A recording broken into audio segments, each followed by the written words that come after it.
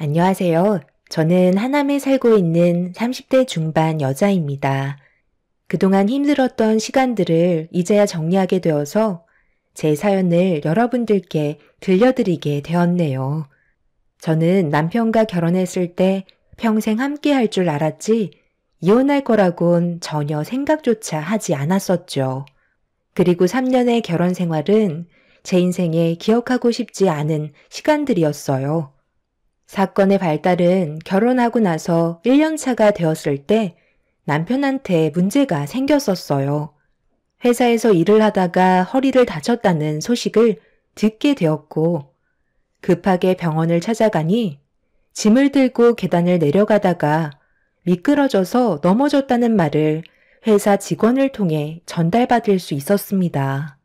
다행이었던 건 크게 다치지는 않아서 한 달 정도 쉬면 좋아질 수 있을 거라는 진단을 받게 되었고 병원에서 어느 정도 조치를 받은 뒤 집에서 당분간 쉬게 되었네요.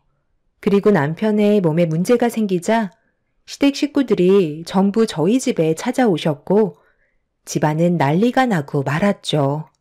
하나뿐인 장남이 다쳤다고 시모는 남편을 보자마자 오열을 하셨어요. 시누이는 자기 오빠의 모습을 지켜보더니 남자는 허리가 생명이라며 한 달 정도 쉬는 걸론 완전히 회복되기는 힘들 것 같다고 이왕 이렇게 된 거 몇 달 쉬는 게 어떻겠냐는 의견을 내세웠고 시누이의 말을 듣고 있던 시부도 그 말에 동의하면서 저를 보시곤 제 생각은 어떠냐는 말을 꺼내셨습니다. 그런데 옆에서 시모가 한마디 하셨네요. 내 아들의 몸이 우선인데 몇 달을 쉬던 몇 년을 쉬던 완전히 몸이 회복되고 나서 일을 하는 건 당연한 거잖아. 너도 몸이 완전히 회복된 다음에 회사로 출근하는 걸 원할 거 아니야. 다 낫지도 않았는데 무턱대고 회사에 출근해서 턴나기라도 하면 그게 더 손해 아니니? 이왕 이렇게 된 거 아주 푹 쉬었다가 일 시작하면 되겠다. 한동안 엄마가 자주 왔다 갔다 할 테니까 그때까지 걱정 말고 며느리 너는 집에서 쉰다고 눈치 주면 안 된다. 놀다 다친 것도 아니잖아. 엄마도 참, 새언니가 그렇게 하겠어요? 이제 결혼 1년 차인데 눈만 마주쳐도 꿀이 떨어질 시기 아니에요? 오빠, 나도 엄마 따라서 자주 올 테니까 새언니가 일 안 하고 밥만 축낸다고 뭐라고 하면 나한테 바로 얘기해줘. 아빠도 같이 올 거죠? 그래도 우리 집안의 장남인 오빠가 다쳤는데 자주 들여다 보셔야죠. 당연히 그렇게 해야지. 내 아들이 허리가 다쳤다는데 당연히 자주 와서 살펴줘야지. 우리처럼 관심 가져주는 가족들도 없을걸. 세아가 그렇게 해도 되지. 그때까지만 해도 시댁 식구들이 남편이 다치는 바람에 놀라서 그런 줄 알고 있었어요. 그래서 남편 얼굴 보러 자주 오겠다는 말에 크게 신경 쓰지 않았죠. 제가 없는 시간 동안 남편을 챙겨줄 사람이 없기 때문에 오히려 잘 됐다고 생각했었습니다. 하지만 그건 제 착각이었을 뿐 저에게 엄청난 시련을 주게 될지 몰랐네요. 시댁 식구들은 남편이 허리를 다친 이후부터 저희 집에서 나갈 생각을 하지 않았어요. 방이 3개가 있었는데 하나는 남편과 함께 쓰는 안방이었고 나머지 2개의 방은 신혼집이라 제대로 갖춰놓은 건 없었습니다. 나중에 아이를 가지게 되면 그때 아이 방으로 꾸며주려고 생각하고 있었죠. 어머님, 지금 이 많은 짐들은 뭐예요? 오늘은 돌아가신다고 하지 않았어요? 저쪽 방에서도 아가씨가 짐을 풀고 있던데 여기서 지내실 건 아니시죠? 보면 모르겠니? 왔다 갔다 하는 것도 불편하고 내 아들 몸이 괜찮아질 때까지는 그래도 옆에 있어줘야 하는데 너는 새벽같이 회사로 출근하잖아. 그 사이 무슨 일이라도 생기면 어떡해?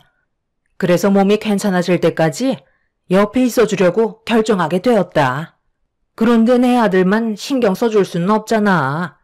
몸은 하나인데 왔다 갔다 할 수 없는 노릇이니. 이참에 우리 가족이 함께 움직이기로 한 거다. 불만이 있는 건 아니지? 방해될 일도 없을 테니 너무 불편하게 생각하지 마라. 새언니 왔어요? 저쪽 방이 그래도 제일 작은 방이라서 저기는 제가 쓰기로 했어요. 그런데 우리 부모님이 두 번째 방을 사용하시는 것보단 큰 방을 사용하시는 게 좋을 텐데. 그냥 지내는 것도 아니고 하루 종일 우리 오빠 수발 들어주려고 오신 건데 쉬시는 것만큼은 편하게 쉬어야 하지 않겠어요? 아유, 됐다. 잠깐 얹혀 있는 건데 뭐하러 불편한 일을 만들어. 괜히 그렇게 했다가 속으로 내 욕하면 어쩌려고 그래? 그냥 지금 이대로 지내는 걸로 만족한다. 저녁은 내가 미리 차려놨으니까 너는 그냥 밥만 퍼서 먹으면 될 거다. 우리는 진작에 먹었으니 신경 쓰지 말고 어서 옷 갈아입고 쉬도록 해라. 정말 어이가 없었죠. 저와 한마디 상의도 없이 행동하셔서 저는 할 말을 잃었고 신우는 계속해서 안방은 시부모님께서 써야 한다고 저를 난감하게 만들었습니다. 솔직히 기분이 별로 좋지 않았던 저는 안방으로 들어가서 누워있는 남편을 좋은 표정으로 바라볼 수 없었어요. 어떻게 된 거냐며 약간 짜증 섞인 말투로 물어보자 남편은 눈치도 없는 건지 이래서 가족이 중요한 거라며 오히려 자기 식구들을 자랑하고 있었습니다. 제가 이건 아닌 것 같다고 얘기하자 남편은 갑자기 옆으로 돌아 눕더니 인상을 쓰면서 자기 몸이 빨리 회복되는 걸 원하지 않냐면서 큰 목소리로 되려 저에게 화를 내기 시작했고 그 모습이 너무 당황스러웠어요. 내가 하루라도 빨리 몸이 좋아져야 회사로 복귀할 거 아니야. 맨날 누워있는 나는 얼마나 답답한 줄 알아? 당신은 나를 사랑하긴 하는 거야? 왜 말을 그런 식으로 해? 당신이 다쳐서 지금 이런 사태가 벌어진 거잖아. 그리고 여기는 우리 둘의 집이기도 하지만 나도 편히 쉬어야 될 공간이라고. 회사에서 힘들게 일하고 집에 들어왔는데 시부모님부터 아가씨까지 집안에 있으면 내가 발 디딜 틈이라도 있겠어? 주방에서 물 한잔 하는 것도 눈치가 보인다고. 가족끼리 뭐가 불편하다는 거야? 살다 보면 어쩔 수 없는 경우도 있잖아. 지금이 그런 상황인데 좀 이해해주면 안 돼? 당신이 이런 식으로 나오니까 너무 실망스럽네. 그래도 당신이 나를 진심으로 사랑한다면 이런 건 크게 문제 삼지 않을 줄 알았어. 어떻게 환자인 나를 이런 식으로 대해? 다들 좀 들어와 보세요. 갑자기 왜 그러냐? 무슨 일인데 화를 내고 있는 거야? 소리 지르면 허리에 힘이 들어가서 안 좋은 거 몰라? 세아가 무슨 일인데 내 아들이 이렇게까지 화가 난 거야? 뭐겠어요? 우리가 한마디 말도 없이 짐 싸서 집으로 들어왔다고 오빠한테 불만을 털어놓고 있는 거잖아요. 새언니, 내 말이 맞죠? 봐봐요. 아무 말도 못하잖아요. 너 정말이니? 우리와 같이 생활하는 게 싫은 거야? 나는 너를 진심으로 가족이라 생각했는데 너는 아직까지 마음을 전부 열지 않은 모양이구나? 그래, 알았다. 우리가 잘못 알고 있었네. 말 안 해서 미안하고 지금 당장 짐 싸서 나가도록 하마. 당신 풀어놓았던 짐들 다시 전부 다 싸서 차에 실어 놓으세요. 뭐라고? 이제야 짐 정리 끝났는데 다시 전부 차에 실으라는 거야? 세아가 지금 우리 보고 나가라는 건 아니지? 가라고 하면 가긴 하겠지만 우리도 이 집에 있고 싶어서 그런 것도 아니고 내 아들이 허리를 크게 다쳤으니까 조금이라도 도움을 주려는 것뿐인데 정말 이런 식으로 안 좋은 감정을 만들어야 되겠니? 나보다 자기가 편하게 쉴 수 있는 공간이 없다는 게 불만인 거잖아요. 이 집이 당신 거라고 해도 이런 식으로 우리 집안을 무시하는 건 아니지. 순식간에 집안의 분위기는 안 좋아졌고 오히려 제가 나쁜 사람이 된 것 같은 분위기가 만들어지고 있었네요.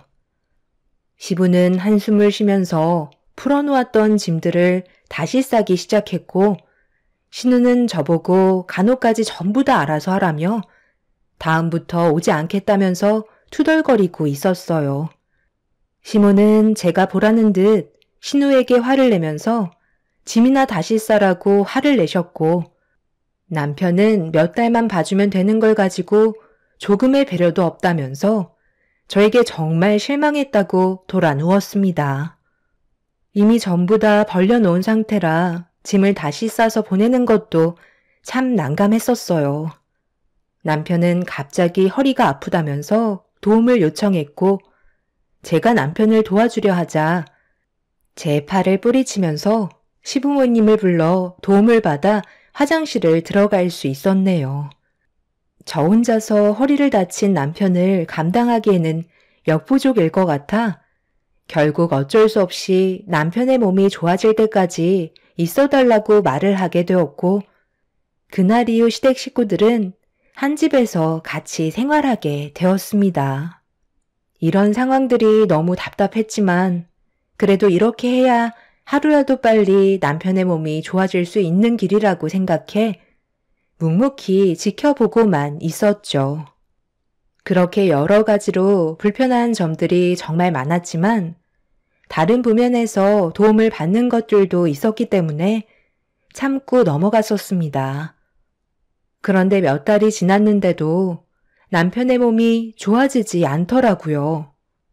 허리를 움직일 때마다 지속적인 고통이 뒤따른다며 힘들어하길래 병원을 다시 가봐야 하는 거 아니냐고 물어보자 시부모님께서 다음날 남편을 데리고 병원에 다녀올 예정이라는 말을 하셨습니다.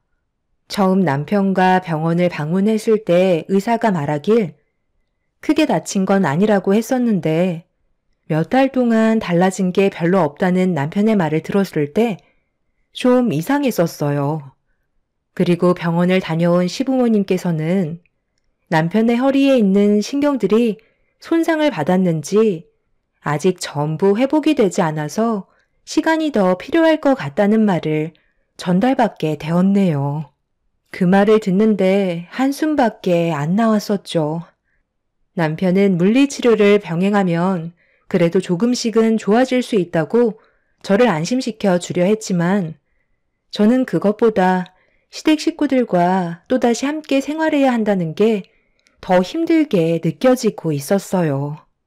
남편에게 얼마의 시간이 더 필요할 것 같냐고 물어보자 길면 2달 정도는 물리치료 받아야 될 것 같다면서 함께 생활해야 되는 기간은 더 늘어나게 되었고 그 말을 들었을 때 한숨밖에 안 나오더라고요. 결국 또 그렇게 시간이 흘러가고 있는데 어느 날 남편이 저에게 이상한 말을 하기 시작했어요. 그리고 그 말을 들었을 때 기분이 너무 안 좋았습니다. 이참에 시댁 식구들이 한 집에 같이 사는 건 어떻겠냐고 지금의 삶이 너무 행복하다며 저를 설득하려 들고 있었어요. 그게 무슨 말이야? 당신 몸이 회복되면 그때 집으로 돌아가신다고 하셨잖아. 지금 이게 우리가 사는 거야? 당신은 가족이니까 편하겠지만 나는 아니라고. 그리고 시부모님 집이 멀쩡히 있는데 왜 우리 집에 들어와서 살아야 하는데? 지금 집안이 정말 아수라장이 되어가고 있는 건 알아? 당신 아가씨 방에 안 들어가 봤지? 돼지우리가 따로 없어. 남의 집에서 생활하면 기본적으로 깔끔하게 써야 하는데 발 디딜 틈도 없이 정말 너무 지저분하더라고. 시부모님께서도 처음엔 청소도 해주시고 깔끔하게 관리해 주시는 것 같더니 이젠 아예 손을 놓고 계시던데? 결국 내 집이니까 눈에 보이는 것들을 내가 치우게 되는 거잖아. 요즘 들어 신경 쓰지 않는 게 훨씬 더 많으신 것 같아. 당신이야 어차피 손가락 하나 까딱하지 않아서 편하기야 하겠지. 그런데 나는 퇴근하고 집에 들어오면 치워야 하는 것들이 눈에 보여서 한숨부터 나온다고. 어쩔 땐 집에 들어오고 싶지 않을 정도야. 나도 그만큼 많이 지쳐있는 상태라고. 내 말 무슨 뜻인지 알지? 남편은 더 이상 제 말에 아무런 대꾸도 하지 않았어요. 얼굴을 보니 기분이 많이 상한 듯 보였었죠. 그래도 해야 될 말은 하는 게 좋을 것 같아 제 속에 있던 말들을 전부 다 털어놓았습니다. 그렇게 남편과 저는 알게 모르게 감정의 골이 점점 더 깊어져만 가고 있었는데 어느 날 퇴근하고 집에 들어가자마자 저는 깜짝 놀라 뭐 하는 거냐고 소리를 지르고 말았습니다. 시부모님이 사용하시던 방의 물건들을 전부 다 안방으로 옮기고 있길래 급하게 신발을 벗고 안방으로 따라 들어가자 집안의 구조가 전부 다 바뀌어 있었고 저는 더 이상 참을 수가 없을 만큼 화가 치밀어 오르고 말았네요. 저번에도 상의도 없이 행동하시더니 이번에도 똑같이 그러시길래 집안이 떠나갈 정도로 뭐 하시는 거냐고 화를 내게 되었고 제 목소리에 시부모님께서 놀라셨는지 행동을 멈추시고 저를 바라보셨어요. 지금 뭐 하시는 거죠? 왜 아버님, 어머님 짐을 안방으로 옮겨 놓는 거냐고요? 저번에도 그러시더니 이번에도 저와는 한마디 상의도 없이 또 그러시는 거예요? 내가 옮기라고 했어. 두 분이서 생활하시는데 많이 불편하신 것 같아서 옮기라고 한 건데 뭐가 잘못된 거야? 그리고 앞으로 모두가 함께 모여서 살아야 될 것 같아. 전에 살고 계셨던 집을 처분하셨거든. 그래서 지금 현재 우리 부모님이 갈 곳이 없으시대. 이번에 처분하신 돈으로 다른 곳에 투자를 하셨거든. 수익이 좋으면 좀 더 큰 집으로 이사하신다고 하셨으니까 그때까지는 함께 생활해야 될 것 같아. 당신도 우리 식구랑 함께 지내오면서 이제는 서로 눈치껏 행동하고 도와가면서 잘 지내고 있잖아. 당신이 나한테 얘기했던 불만들은 내가 전부 다 고쳐달라고 얘기했으니까 앞으로 눈에 거슬리는 건 없을 거야. 이번에 좋은 곳에 투자를 좀 했거든. 그래서 어느 정도 수익이 나오면 집을 좀 넓은 데로 이사를 갈까 생각 중이다. 그때까지만 신세 좀 질 수 있지? 우리랑 함께 살면서 크게 불편한 건 없었잖아. 나중에 내가 신세 진 건 전부 다 보답할 테니까 너무 화내지 말고 서로 도와가면서 살자. 불만 있는 건 다 얘기해라. 내가 집안 살림이랑 부수적으로 해줄 수 있는 건 뭐든 할 테니까 부담 갖지 말고 우리 서로 도와가면서 살아보도록 하자. 그렇게 해줄 수 있는 거지? 새언니야, 워낙 마음이 넓으셔서 이 정도는 이해해 주실 수 있으시죠? 다 잘 먹고 잘 살자고 하는 거니까 저희 좀 도와주세요. 저도 앞으로 깔끔하게 생활하도록 할게요. 가족 좋다는 게 뭐겠어요? 서로 어려울 때 돕는 게 가족이잖아요? 저희 엄마가 오늘 새언니를 위해서 정말 맛있는 음식을 했는데 보실래요? 제가 남편과 결혼을 한 건지 아니면 시댁 식구에게 봉사하려고 결혼한 건지 알 수 없을 정도로 시댁 식구들의 행동은 정말 충격적이었습니다.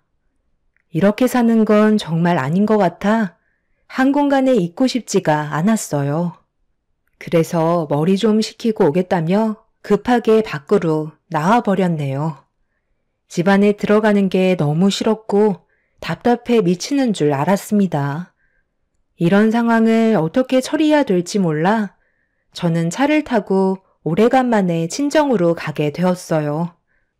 그동안 일 때문에 바빠서 아빠 얼굴을 제대로 볼 수 없었는데 이번 기회에 당분간 머리도 좀 식힐 겸 친정에 있기로 했네요. 아빠는 엄마를 병으로 먼저 세상 떠나보내시고 혼자서 지내고 계셨었어요. 오래간만에 아빠 얼굴을 보는데 그동안 답답했던 순간들이 잘 풀리지 않아 저도 모르게 눈물부터 흐르더라고요. 아빠는 무슨 일 있냐며 저를 진정시켜 주었고 제가 겪고 있는 상황에 대해 전부 다 털어놓게 되었습니다. 제 말을 묵묵히 들어주신 아빠도 기분이 좋아 보이지 않으셨지만 이혼이라는 게 쉬운 것도 아니기 때문에 해결할 수 있는 방법은 있을 거라며 어떻게 하면 좋을지 고민을 해결해 주시려고 깊은 생각에 빠지셨어요. 아빠는 한참 동안의 침묵을 깨시곤 조만간 시부모님을 뵙는 게 좋을 것 같다는 말을 꺼내셨고 남편의 행동에 대해서도 잘못된 점들에 대해 따끔하게 한마디 해야 할 것 같다면서 저와 같이 문제점들을 해결해 주려 하셨습니다. 그래도 제가 가진 고민들을 털어놓을 수 있는 가족이 있다는 거에 너무 감사했었고 그날 아빠와 오랜 시간 함께 대화를 주고받았네요. 그렇게 다음날 저는 새벽같이 출근을 한 뒤 돌아오는 주말에 아빠와 함께 제 집에 죽치고 있는 시댁 식구들을 만나기로 결정하게 되었고 그렇게 한동안 출퇴근을 친정에서 할 수밖에 없었네요. 그런데 주말이 오기 이틀 전에 회사에서 점심을 먹고 자리로 돌아가려는 순간 병원에서 전화가 왔어요. 그리고 뒤이어 충격적인 말이 제 귀에 들어오고 말았죠. 아빠가 교통사고로 세상을 떠나셨다는 말도 안 되는 일이 벌어지고 말았습니다. 그 말을 듣자마자 급하게 병원으로 향했는데 아빠는 이미 세상을 떠나신 상태셨어요. 너무 놀라 그 자리에 주저앉아 버렸고 어떻게 된 거냐고 물어보니 아빠가 횡단보도를 건너시던 도중에 비보호 좌회전을 하는 차량과 부딪히게 되었고 아빠는 부딪힘과 동시에 뒤로 넘어지면서 머리부터 바닥으로 떨어지게 되면서 뇌진탕으로 세상을 떠나신 충격적인 상황을 겪게 되신 거였네요. 가해자는 경찰서에서 조사를 받고 있다는 말에 오열을 하며 괴로워하고 있는데 가해 차주분의 가족분들이 저를 찾아오셨습니다. 죄송하다며 몇 번이고 고개를 숙였는데 한 여자가 갓 태어난 아이를 안고 저에게 다가와선 오열을 하더라고요. 제발 한 번만 자기 남편을 용서해달라고 지금까지 정말 열심히 살았던 사람이라고 처벌만은 면하게 해달라는 부탁을 하셨습니다.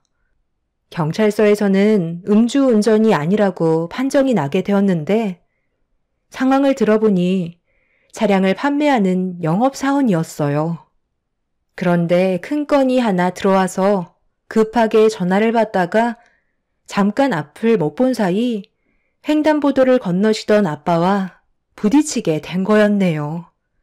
그 사람들은 충분한 보상을 해주겠다며 처벌을 원하지 않았고 저희 아빠를 세상 떠나시게 한 가해 차주분 또한 오열을 하면서 진심으로 용서를 구했습니다. 집안의 가장이 갓 태어난 아이와 가족을 위해 열심히 살려고 하다가 벌어진 사고라 저도 참 뭐라고 할 말이 없었어요. 그래서 아무 말도 하지 못한 채 가해자분들을 멍하니 바라보고 있는데 시부모님이 남편을 휠체어에 태운 채 많이 놀란 표정으로 저를 보며 급하게 다가오고 있었네요. 그동안 전화 한 통 없던 시댁 식구들이 저희 아빠가 세상을 떠나셨다는 말을 하자 그제서야 제 앞에 나타난 모습을 보니 너무 화가 나더라고요. 시모는 저를 보며 괜찮냐고 제 손을 잡아주었고 남편과 시부는 제대로 알지도 못하면서 가해 차주분한테 삿대질을 하면서 막말을 퍼붓기 시작했어요. 그 모습을 보는데 한숨밖에 안 나왔고 맨정신이 아니었던 저는 시부모님의 도움을 받아 아빠의 장례를 진행할 수밖에 없었죠. 엄마를 세상 떠나보낸 지 얼마 되지도 않았는데 아빠마저 세상을 떠나셨으니 더 이상 저에게는 가족이 없다는 현실을 마주하게 되자 너무 마음이 아파졌고 시댁 식구들은 그런 제 마음을 아는지 저 대신 아빠의 장례를 진심으로 도와주셨네요. 그렇게 아빠의 장례만큼은 별일 없이 지나갔지만 사는 게 너무 괴로워서 한동안 회사에 출근을 하지 못한 채 아빠가 안 계시는 친정에 혼자 눈물을 삼키며 시간을 보냈습니다. 그 사이 시댁 식구들한테 전화가 쏟아졌지만 당분간 받고 싶지 않았어요.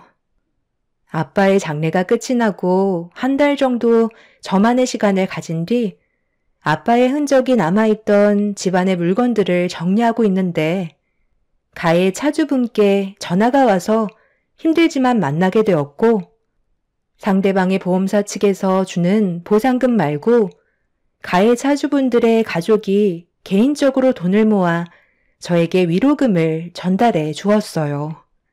돈 말고는 해결해 드릴 수 없다는 게 너무 죄송하다며 저에게 돈 봉투를 내민 뒤 제가 받지 않을까봐 급하게 자리에서 일어나 나가셨습니다.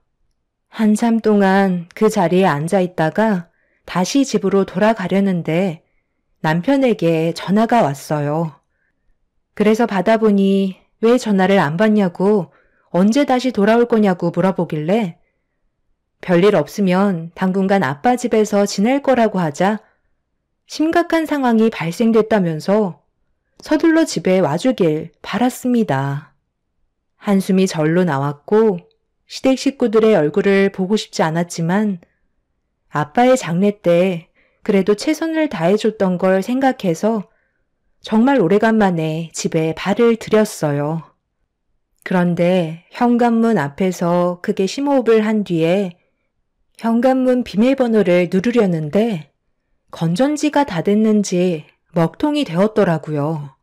그래서 문을 두드리려는 순간 집안에서 시댁 식구들이 나누는 대화 소리가 현관문 밖에까지 들리고 있었네요. 언제 온다는데? 너도 빨리 누워서 준비해라. 멀쩡히 서서 돌아다니는 거 보면 걔가 가만히 있겠어? 우린 이제 며느리 도움 아니면 살아갈 수 없다고. 그러니까 누가 일을 이렇게 크게 만들래요? 제가 뭐라고 그랬어요? 투자는 아무나 하는 게 아니라고 했잖아요. 결국 이게 뭐예요? 길거리에 앉으면 어쩌려고 그런 무모한 투자를 해서 그 큰 돈을 전부 다 탕진해 버려요. 그래도 저희가 장례식 때 최선을 다해 도와줬기 때문에 그거에 대한 고마움을 잊지는 않을 거라고요. 앞으로 저희가 이 집에서 함께 살아가기 위해서는 아빠 엄마도 잘해야 되겠지만 네가 제일 문제야. 항상 말을 할 때 불만도 같이 섞어서 말을 해서 사람 기분을 안 좋게 만들잖아. 지금은 심각한 상황이니까 눈치껏 좀 행동해. 저도 이제부터 슬슬 일을 알아봐야 될 것 같아요. 무슨 일을 알아봐? 그냥 이대로 며느리가 벌어오는 돈만 받아먹으면서 살면 되지. 사돈어른 세상 떠나고 보상금 꽤 많이 들어온 것 같던데. 그 사돈어른 사고 낸 가해 차주분이 은인이지 뭐냐. 아주 타이밍도 좋게 사고가 나서 꽤 큰 돈이 들어왔잖아. 이참에 그 보상금으로 우리한테 생긴 빚까지 전부 다 갚아달라고 하면 되겠네. 당신 앞으로 남들 한다고 따라서 아무데나 투자할 생각 절대 하지 마. 그동안 저를 속이고 살아왔던 시댁 식구들의 행동들의 대화가 현관문 밖으로 들려왔고 저는 너무 화가 나서 현관문을 두드렸어요. 그러자 집안에서 급하게 움직이는 발소리가 들리더니 뒤이어 시모가 현관문을 열어주었네요. 도로 건전지가 다 돼서 갈아 끼워야 된다며 어색한 웃음을 보이면서 맞아주는데 온몸에 소름이 돋았습니다. 남편은 방에 누워선 힘들게 몸을 돌리는 연기를 보이더니 저를 반갑게 맞아주었고 시부는 그런 남편에게 다가가 힘겹게 휠체어에 앉혀 거실로 나오게 도와주었네요. 그런 모습들을 보는데 정말 기가 차더라고요. 꼭 이렇게까지 해야 되는 건지 이해할 수가 없었습니다. 저를 부른 이유는 보상금 얘기였고 장례식도 끝났으니 기분 전환 겸 바람 좀 쐬러 가는 게 어떻겠냐는 시모의 말에 그렇게 해주겠다며 아빠의 장례식을 도와주셔서 감사하다고 제주도 여행을 보내드린다고 하자 고맙다며 기쁨을 감추지 못하셨어요. 저는 그 자리에서 시댁 식구들의 제주도 비행기를 티켓팅해 드렸고 남편은 허리 때문에 힘들지 않냐고 얘기하자 시부모님께서 남편도 바람을 쐬게 해줘야 한다며 같이 가길 원하셨네요. 시모는 여행을 다녀온 뒤에 기니 할 말이 있을 것 같다는 말을 하셨고 저는 무슨 말을 하실 건지 대충 알고 있었죠. 분명 투자에 실패해서 제가 도와줬으면 한다는 말을 꺼낼 게 분명했습니다. 저는 친정의 짐들을 마저 정리해야 될 것 같다면서 집에서 나오게 되었고 시댁 식구들은 다음날 제주도 여행 가는 거에 들떠서는 흥분을 감추지 못하고 있었죠. 일주일이나 다녀오는 거였으니 상당히 만족한 것 같아 보였습니다. 그날 저는 바로 심부름센터를 알아봐 다음날 일정을 알려준 다음 시댁 식구들의 행동들을 전부 다 증거물로 남겨주길 부탁드렸어요. 그렇게 다음날 시댁 식구들이 새벽같이 떠나는 걸 확인하게 되었고 저는 시댁 식구들이 집을 떠나자마자 집안에 있던 모든 물건들을 전부 다 컨테이너 창고에 옮겨버렸습니다. 그리곤 곧바로 제 명의로 된 집을 부동산에 내놓은 뒤 문을 굳게 걸어 잠갔죠.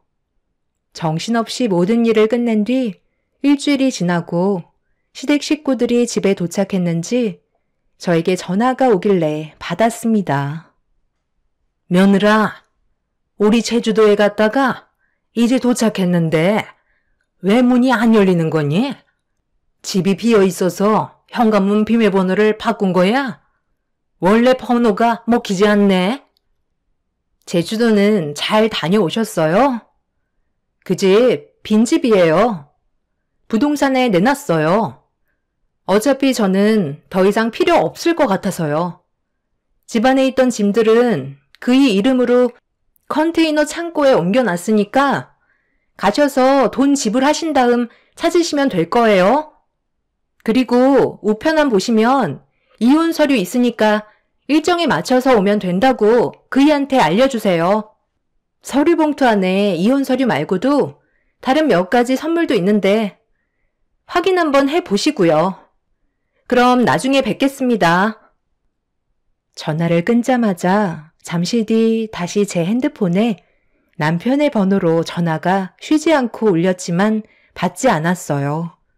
이혼 서류 안에는 남편이 제주도에서 사지 멀쩡히 돌아다니는 모습들이 찍혀 있었고 아파트 CCTV에서도 남편이 평범하게 걸어다니는 모습들이 전부 담겨있는 증거물들까지 전부 넣어 두었네요. 잘못했다는 문자 오고 받지도 않을 전화가 계속해서 오길래 전원을 꺼버린 뒤 정해진 날짜에 남편과의 이혼을 진행하게 되었습니다. 시댁 식구들은 하나같이 미안하다고 얘기했지만 저는 더 이상 그 사람들의 말을 듣고 싶지 않았어요. 모든 게 거짓이었고 그런 사람들과 함께 살고 싶지 않았습니다. 시부모님께서는 받아주지 않으면 길거리에 나앉는다고 애원을 하셨지만 제 마음은 조금의 변화도 없었네요. 저는 남편을 상대로 소송을 걸었고 남편은 제가 가지고 있던 재산의 일부를 요구했지만 결혼 이전부터 제가 가지고 있던 재산은 특유 재산으로 재산 분할 대상이 되지 않는다는 법원의 판결이 내려졌습니다. 법원에서는 결혼 이전의 특유 재산에 대해 당사자가 유지 또는 감소 방지에 기여한 바가 전혀 없기 때문에 재산 분할이 되지 않는다고 저에게 손을 들어주었던 거죠. 결국 남편은 되려 저에게 위자료를 토해내게 되었고 그렇게 시댁 집안을 내칠 수 있었네요. 한순간에 보금자리를 잃어버린 시댁 집안은 알거지가 되었고 남편은 뒤늦게 자신의 행동에 대해 뉘우친다며 저희 아빠 집에 찾아와 오열을 하며 용서를 구했습니다. 앞으로 정말 열심히 살겠다고 했지만 이미 바닥까지 봤는데 제가 용서할 필요는 없는 거였죠. 정말 웃긴 건 시댁 집안들이 당장 돈이 없어서 작은 원룸 하나 겨우 구했는데 형편이 어려워 저에게 돈을 요구한다는 거였어요. 저는 그 말을 듣자마자 남편의 얼굴에 찬물을 들이부었고 절대 찾아오지 말라며 문을 강하게 닫았네요. 그날 이후 2번 다시 얼굴을 마주한 적은 없지만 언제 또 찾아올지 몰라 조만간 아빠가 살고 계셨던 집도 처분할 생각입니다. 앞으로 제 인생이 좋은 날만 생겼으면 하네요. 저를 놓친 그 집안들이 뼈저리게 후회하면서 살길 바랄 뿐이네요. 제 사연 들어주신 분들, 오늘 하루도 좋은 하루 보내시길 바랍니다. 감사합니다. 안녕하세요. 저는 40대 중반이 되어서야 지긋지긋했던 시댁 집안과의 악연을 끊어냈지만 지나간 일들을 생각해보니 너무 우라통이 터져서 사연을 신청하게 된 여자입니다. 어떻게 사람이 그럴 수 있는지 이해할 수 없는 행동들은 결국 제 한계를 시험하고 말았습니다. 남편과 함께 한 지는 15년 정도 된 것 같아요. 그리고 그 기간 동안 제 눈물 콧물 다 빼놓고 그 사람에 대한 조금의 감정도 남아있지 않은 상태가 되어버렸죠. 아이가 있기 때문에 그냥 의무적으로 어쩔 수 없이 살아가고 있었지만 하루하루가 저에게는 악몽 같은 날들의 연속이었습니다. 15년 동안 살면서 남편은 손에 꼽을 수 없을 정도로 사고를 너무 많이 쳐서 정말 지쳐있는 상태였죠. 그리고 최근에 돌이킬 수 없는 상식 이하의 행동을 시모와 함께 저지르고 말았습니다. 저희 엄마가 건강이 좋지 않으셔서 병원에 입원을 하시는 동안 시모와 남편이 신경을 많이 써주려고 노력을 많이 해주고 있었어요. 그 이유는 시모가 평생 동안 시부 옆에서만 지내시다가 추운 겨울날 갑자기 심장마비가 오셔서 전혀 마음의 준비가 되어 있지 않은 상태에 시부를 보내드려야만 했었죠. 그래도 시댁 집안의 중심을 잡아주시던 분이셨는데 세상을 떠나게 되시니 시모는 모든 걸 상의 한마디 없이 일을 진행하셨어요. 시부의 재산이 시모에게 넘어가게 된 시점부터 돈도 흥청망청 사용하셨고 결국 재산을 엄한 곳에 탈탈 털어 넣어주는 충격적인 일이 벌어지고 말았죠.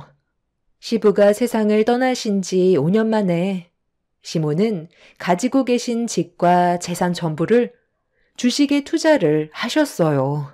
동네 사람들이 누구는 억 단위를 벌었고 누구는 1,000만 원대의 돈을 만지셨다는 말에 혹하셔서 단기간에 많은 돈을 벌어보시려고 했다가 모든 돈을 탕진하게 되는 일이 생기고 말았죠. 이미 투자를 하셨기 때문에 되돌릴 수도 없는 상황이라 남편은 저희 집에서 같이 지낼 수밖에 없지 않냐고 부탁을 하게 되면서 어쩔 수 없이 한 집에서 생활할 수밖에 없었어요. 남편도 저 몰래 노름을 했다가 상당히 큰 돈을 물려서 빚을 갚는데 등골이 빠질 정도인데 시모는 도와주시기는커녕 오히려 일을 더 크게 만들어 버리셔서 사는 게 너무 짜증이 나고 더는 함께 살고 싶은 마음이 없었어요. 제가 분위기가 점점 심각해지자 시모와 남편은 병원에 계신 저희 엄마한테 신경을 많이 써줬고 최대한 제 심기를 건들지 않게 하려고 눈치를 많이 보고 있었습니다. 이런 상황을 듣게 되신 엄마는 항상 모든 상황을 좋게 풀어나가길 원하셨어요. 병원에 입원해 계시는 동안 최대한 마음 편히 계시도록 해드리고 싶어 제가 가지고 있던 불만들을 털어놓지 않았었죠.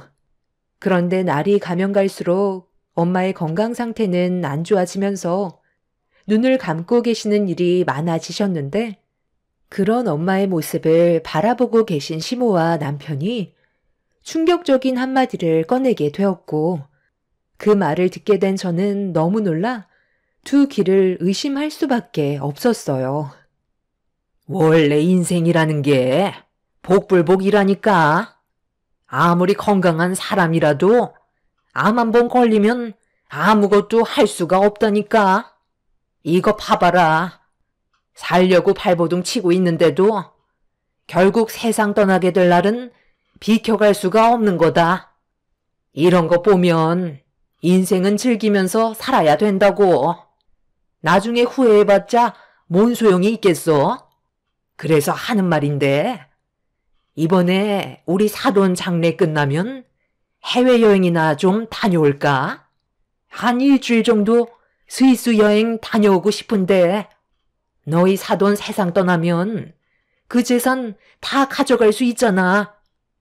그 돈 묵혀놔봤자 뭐 하겠어?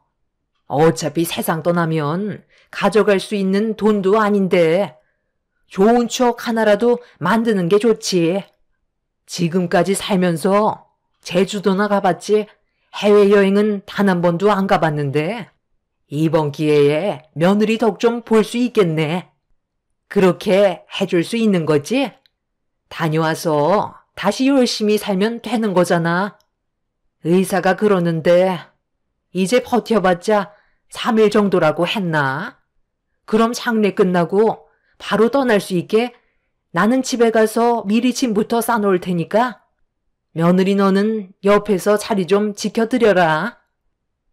지금 저희 엄마는 생사를 오고 가시는데 어떻게 앞에서 여행 얘기를 하실 수가 있으세요?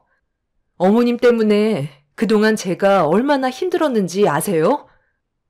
아이, 왜 우리 엄마한테 화를 내는 건데? 못할 말도 아니잖아. 당신 회사에 출근하는 동안 엄마가 장모님 옆에서 간호해 드렸잖아. 그래서 어느 정도 보상을 바라실 수도 있는 거지. 해외여행 한번 가보는 게 소원이셔서 이참에 장모님 세상 떠나시고 당신한테 모든 재산 다 들어가면 그때 보내달라는 건데 그게 그렇게 싫어? 우리 엄마가 지금 눈을 감고 계셔도 귀는 열려 있으시다는 거 몰라? 평생 동안 해외여행 단 한 번도 못 가신 게 내 탓이야? 그동안 당신은 뭐 했는데? 악착같이 살아도 모자랄 판에 나 몰래 노름하다가 빚까지 생겨서 내가 얼마나 힘들었는지 뻔히 눈으로 봤으면서 지금 그런 말이 나와? 어머님도 남들 말만 믿고 전 재산 털어서 주식에 투자했다가 땡전 한 푼 못 찾고 정부 탕진해 버렸잖아. 내가 왜 모든 걸 다 짊어져야 하는 건데? 혜원이만 아니었어도 당신이랑 진작에 이혼했어. 얘가 지금 시애미 앞에서 그게 무슨 말버릇이니? 내가 일부러 재산 탕진하려고 그런 거니? 나도 잘 먹고 잘 살아보려고 했다가 그렇게 된 거잖아. 내 아들도 그래. 괜히 노름을 했겠어? 매달 벌어들이는 돈은 한정적이니까 삶 좀 나아지려고 했던 건데 그걸 이해 못 해주는 거야? 너는 어떻게 피도 눈물도 없니? 그런 허황된 꿈만 따라가니까 삶이 이렇게까지 바닥을 치는 거라고요. 당장 오갈 데 없으셔서 저희 집에서 얹혀 사시는데 해외여행을 가신다고요? 그것도 저희 엄마가 세상 떠나시고 들어오는 재산으로요? 지금까지 정말 힘들게 버텨왔는데 더는 힘들어서 못하겠어요. 조만간 저 이 사람이랑 정리할게요. 당신 지금 그게 무슨 말이야? 나랑 끝내겠다는 거야? 그럼 우리 혜원이는 이혼 가정에서 자라는 아이가 심리적으로 얼마나 불안해하는지 알면서 그런 말이 나와? 내가 저번에 노름한 건 미안하다고 했잖아. 지금 최선을 다해 빚 갚고 있고 다시 예전의 삶으로 돌아가려고 발버둥 치고 있는 거 알잖아. 그래, 아주 잘 알고 있지. 그런데 그것도 어차피 시간 지나면 다시 원점으로 돌아올 거 아니야. 당신은 잠깐만 여유가 생겨도 또 사고를 치잖아. 빚 다 갚으면 그땐 또 무슨 사고를 치려고? 15년 동안 당신이랑 살면서 항상 똑같았어. 잠깐의 숨 돌릴 틈도 없이 하나의 일이 끝나면 또 다른 사건을 터뜨리고 나는 당신이 저지른 일들을 수습하기 위해 발등에 불이 붙은 것 마냥 쉬지 않고 움직이는데 15년 동안 항상 제자리였어. 그리고 오늘 어머님이랑 당신한테 너무 큰 실망을 하게 돼서 더는 이렇게 살고 싶지 않아. 질려버릴 대로 질려서 조금의 감정조차 남아있지 않다고. 내가 오늘 뱉은 말에 대해서는 번복하지 않을 거야. 그래, 알았다. 내가 또 생각 없이 입을 털어서 너한테 상처를 줬구나. 내 처지에 무슨 해외여행이야? 그냥 조용히 살다 세상 떠날 테니까 이제 그만해라. 시모와 남편의 생각 없이 뱉은 말들 때문에 화가 난 저는 너무 흥분을 했는지 눈을 뜨지 못한 채 누워 계시는 엄마 옆에서 두 모자에게 막말을 퍼부어 버렸어요. 아무리 이해하려 해도 도저히 받아들이기가 힘이 들었습니다. 곧 작별을 준비하시는 엄마 앞에서 해외여행 얘기하고 있는 시모가 너무 개념이 없어 보였어요. 그걸 또 거들고 있는 남편도 한심해 보였죠. 제가 한바탕 난리를 치자 그제서야 사태 파악을 하고 병실을 급하게 빠져나갔지만 이미 저는 그 사람들에게 마음을 접어버린 상태라 이혼하겠다는 생각은 조금도 변하지 않았습니다.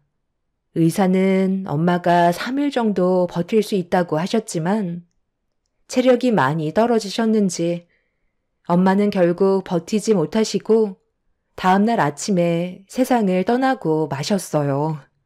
그리고 이 소식을 듣게 된 남편과 시모는 장례 치르는 걸 묵묵히 도와주었고 엄마의 장례 기간 동안 최대한 조용히 지나가길 원했던 저는 아무 말도 섞지 않았습니다.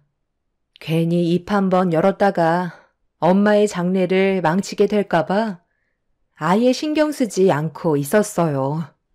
병원에서 한바탕 한 뒤 집으로 돌아갔던 터라 시모와 남편은 제 눈치를 보면서 장례를 도와주었고 그래도 생각은 있는지 3일장을 치르는 동안 아무 일 없이 지나갔어요. 그리고 저는 장례가 끝이 난 이후 다음날 몸살이 찾아와서 하루 종일 집에만 누워 있었죠. 제 딸 혜원이가 옆에서 저를 살펴주었고 며칠 동안 집에서 꼼짝도 못한 채 누워만 있었는데 남편과 시모는 뭐하고 있는지 집에 들어오지 않았습니다. 딸에게 물어봤지만 전혀 알고 있는 게 아무것도 없었죠. 그렇게 3일 정도가 지나고 어느 정도 기력을 회복하게 된 저는 남편한테 전화를 걸어봤어요. 또다시 무슨 일을 저지를 것만 같아 불안하기만 했었죠. 제 딸의 전화도 안 받는 남편과 시모의 행동이 너무 불편해서 몇 번이고 재차 연락을 시도해봤지만 받지 않아 답답한 상황이 또다시 시작이 되고 있었습니다. 제가 이혼하자는 말 때문에 숨어 지내는 것 같아 일단 대화 좀 하자며 확인하는 대로 전화를 달라고 문자 한 통 넣어놨어요. 그리고 저는 힘든 몸을 이끌며 정리가 되지 않았던 엄마 집에 유품 정리차 들리게 되었습니다.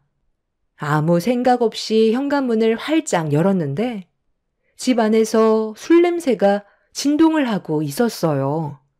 엄마가 병원에 입원하시고 장례까지 치르는 동안 환기를 시키지 못해 집안 공기가 안 좋아진 줄 알았는데 신발을 벗고 거실로 들어가는 순간 저는 너무 놀라 뒤로 넘어지고 말았어요. 시모와 남편이 대자로 누워 거실에는 수십 개의 술병이 어질러져 있었습니다. 제가 비명을 지르면서 집안이 떠나갈 정도로 화를 내자 그제서야 눈을 뜬 남편은 제 얼굴을 보더니 아직 술이 덜 깼는지 웃어 보이면서 시무를 흔들어 깨웠어요. 왔냐? 네가 여기 올 줄 알고 기다리고 있었지. 우리도 장례 치르고 많이 힘들었는지 술이 좀 당겨서 아들이랑 치맥 파티 좀 즐겼다. 전날 저녁에 들어온 거야.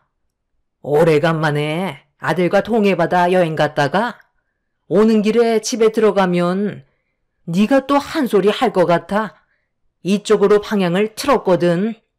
아직 술이 좀 남은 것 같은데 일단 흥분 좀 가라앉히고 한잔하면서 얘기하자.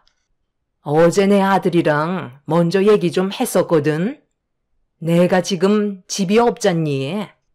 그런데 너희 사돈이 세상을 떠나고 이 집이 비어 있으니 앞으로 이곳에서 살면 될 것 같은데 내 아들도 이 집이 마음에 들었는지 같이 살고 싶다는 말을 하네. 너랑 같은 공간에 있으면 눈치만 보이고 숨 막혀서 정신적으로 많이 힘들다고 하는데 나 혼자 지내겠다고 하는 것도 좀 그렇잖니. 집이 좀 낡긴 했지만 그래도 이 정도면 살만 하잖니. 우리 엄마가 오죽했으면 이런 결정을 내렸겠소. 당신이 하도 힘들게 하니까 따로 나와서 살겠다는 거잖아. 그래서 어제 한 차례 짐 좀 정리했어. 버릴 거 다 버리고 장롱 안에 있던 것들 중 엄마한테 필요 없는 물건 같은 건 내가 다 버렸거든. 아직도 여기저기 리모델링 해야 될 것도 많고 집 정리도 좀 해야 되는데 이왕 온 김에 당신이 좀 도와줬으면 좋겠네. 내가 봤을 때 필요 없어 보이는 건 대충 버리긴 했는데 당신은 내 생각이랑 좀 다를지도 모르잖아. 그래서 지금 내 허락 없이 우리 엄마 집에 함부로 들어와서 이 난리를 쳐놓은 거야? 당신 정말 끝까지 질려버리게 만드는구나. 어떻게 우리 엄마 집에서 술판을 버린 것도 모자라 짐까지 싹 다 버릴 수가 있어? 당장 안 나가? 내가 저번에 얘기했을 텐데 우리는 이혼할 거고 당신과 나와의 관계는 이미 끝난 거라고. 좀 진정하고 내 말 좀 들어봐라. 왜 이렇게 흥분하고 그래? 다 생각이 있어서 그런 거잖니. 네가 앞으로 살아가는데 우리 도움이 필요 없을 것 같니? 사람 일은 아무도 모르는 거다. 내 아들이 지금은 일당직 막노동을 하고 있지만 조만간 제대로 된 일자리 구하게 될 테고 그럼 다시 안정적인 생활이 가능해질 거 아니야? 나는 이 집에 살면서 며느리 눈치 안 보면서 살아도 되니까 서로 얼굴 붉히게 되는 일도 없잖니? 그러니까 앞으로 남은 인생 즐겁게 행복을 느끼면서 살아가도록 하자.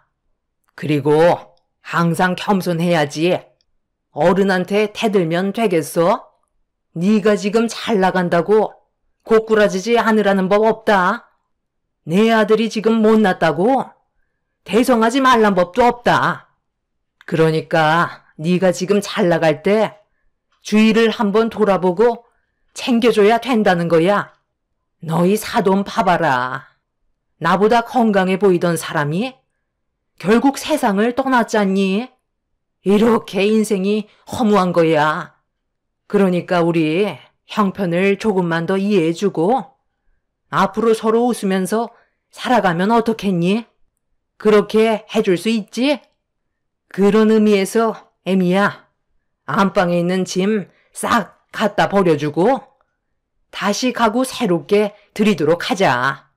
아무리 생각해봐도 세상 떠난 사돈 물건을 내가 쓰는 건 좀 찝찝해서 말이야.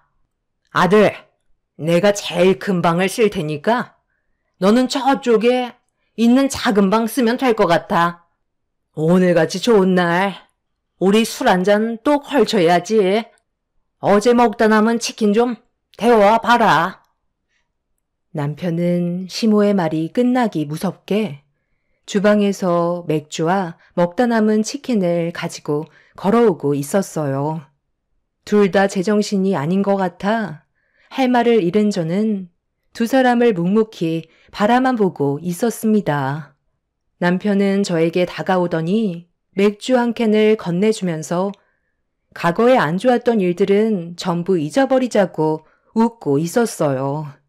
사태 파악을 전혀 못하고 있는 남편과 시모의 행동에 결국 이성의 끈을 놓아 버렸고 건네받았던 맥주캔을 따서 시모와 남편의 얼굴에 사정없이 뿌려 버렸습니다. 두 모자는 놀란 표정으로 뭐 하는 거냐고 소리를 지르면서 제가 들고 있던 맥주캔을 빼서 던져 버렸고 저를 무섭게 노려보는 남편의 뺨에 손을 올려 붙였습니다. 당장 나가라고 소리를 지르자 시모가 자기 아들 얼굴에 손을 올렸다면서 제 머리채를 쥐어 뜯으셨고 집안은 난리가 나고 말았습니다. 내가 왜 이 집에서 나가야 되는데? 너희 사돈 병수발 들어줬으면 이 정도는 받아도 되는 거라고. 그리고 네가 이혼할 수 있게 만들어 줄 것 같니? 이 손 놓으시죠. 저도 참을 만큼 참았고 더 이상은 같이 지낼 수 없을 것 같아요. 저 사람이랑 이혼하고 남은 인생 숨 좀 쉬면서 살아갈 거라고요. 이런 모습 혜원이한테 보여주느니 하루라도 빨리 이혼하고 각자 갈 길 가는 게 최선이라고요. 아무리 가족이라도 저희 엄마 집에 함부로 들어오는 건 주거 침입죄에 해당되는 거 모르세요? 경찰에 신고하기 전에 당장 나가시라고요. 그리고 저희 엄마 물건 버리신 건 법적으로 손해배상 청구할 거예요. 너까지 깨. 지금 나를 이겨먹을 수 있을 거라 생각하니? 내가 얘기했지? 여기에서 절대 나가지 않겠다고. 이 집은 내 거야. 그러니까 네가 나가거라. 우리 엄마가 나가라잖아. 나는 당신과 절대로 이혼 안 할 거고 혜원이도 앞으로 나랑 살게 될 거야. 네가 아무리 발버둥 쳐봤자 나한테서 벗어날 수 없다고. 남편은 시모에게서 저를 떨어뜨려 놓은 뒤 집 밖으로 내쫓아 버렸어요. 너무 화가 난 저는 경찰에 신고하겠다고 소리를 질렀지만 남편은 현관문을 닫아버린 채 더 이상 제 말에 아무런 대답도 하지 않았습니다. 한참 동안 문을 두드리면서 나오라고 소리를 질렀지만 시모와 남편은 끝까지 나오지 않았어요. 더는 이렇게 살고 싶지 않았던 저는 그 자리에서 경찰에 신고를 하게 되었죠. 그렇게 잠시 뒤 경찰분들이 찾아와서 문을 열어달라고 했지만 시모와 남편은 아무 대답도 하지 않았어요. 결국 저희는 열쇠 수리기사를 불러 현관문을 열려고 했지만 생각보다 쉽지가 않았죠. 그런데 집 안에서 무언가 와장창 깨지는 소리가 들리면서 남편이 강제로 문을 열려고 하는 순간 집안의 물건을 전부 다 태워버릴 거라면서 이상한 소리가 계속해서 들려오고 있었습니다. 경찰분들은 집 안을 열 수 있는 방법을 찾아보기 위해 집 주변을 돌고 있었는데 현관문 밑에서 무언가가 흐르고 있었어요. 현관문을 열려고 작업 중이던 기사님은 바닥에 흐르고 있는 게 무엇인지 확인해 보려고 냄새를 맡으셨는데 그 순간 놀라시면서 갑자기 뒷걸음질을 치셨습니다. 시모와 남편은 가질 수 없으면 전부 다 태워버리겠다면서 휘발유를 집안에 뿌리고 있는 듯 보였어요. 저는 너무 놀라 얼굴 보고 얘기하자고 했지만 이미 시모와 남편도 흥분한 상태라 제 말이 귀에 들리지 않았죠. 사태가 심각해지자 경찰은 119를 불렀고 혹시 모를 일을 대비하기 위해 모두들 대기하고 있었습니다. 경찰분들께서 최대한 좋게 설득하려고 노력을 했지만 시모와 남편은 절대로 나가지 않겠다며 계속해서 고집을 부렸고 결국 더 큰 사고를 방지하기 위해 문을 부수고 들어가려는 순간 현관문 발밑에서 갑자기 불길이 솟구쳐 올랐습니다.